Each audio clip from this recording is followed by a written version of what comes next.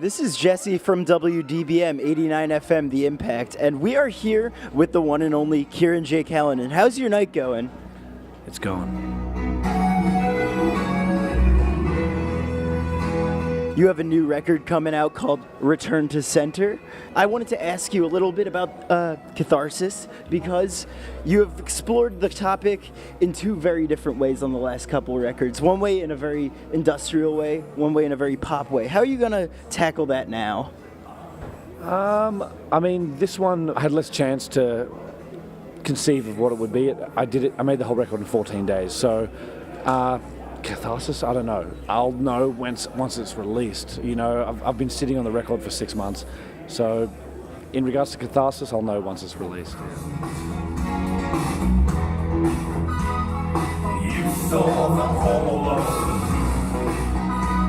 In terms of the new record, how do you feel about Guitar Center? I love Guitar Center.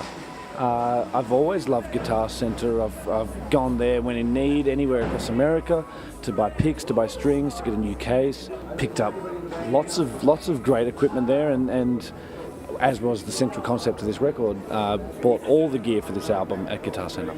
I wanted to provide myself with a time frame and a sonic palette that was rigid, and so the idea came to me sort of in a flash, and next thing I know, we were making the record. But I went to Guitar Center. I spent the entire recording budget of approximately $8,888 at Guitar Center. All the equipment I deemed necessary to make an album, and then I had the length of the return policy, aka 14 days, on Pro Audio gear to make the album. So that included guitars, drums, keyboards, as well as mics, cables, plectrums, djembes, shakers, and then a Tascam 24-track digital recorder to capture it all on, yeah.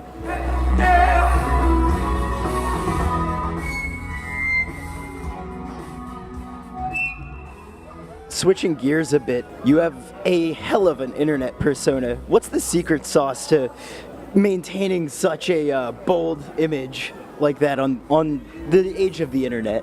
I hate it. Honestly, I hate it. I would delete my Instagram in a heartbeat. In fact, I did a few weeks ago. I deleted it and felt fantastic. And then I had to contact someone that I didn't know their number, and the only way to reach them that I was aware of was via Instagram. So I started back up again. I contacted them. We spoke, and then I went to delete the Instagram again, and you can only delete once in a week, apparently. It's a little sort of clause they get you on. But honestly, if I could, I would get rid of it.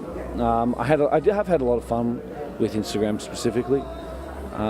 It's a bit played out for me, but then again, I always see other people using it in interesting ways.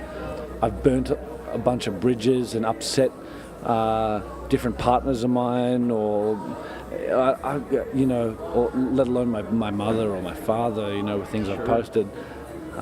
Which is one in the same. Which is, look, the love is unconditional, you'd hope as well, but and it's not real world, and it's all a bit silly.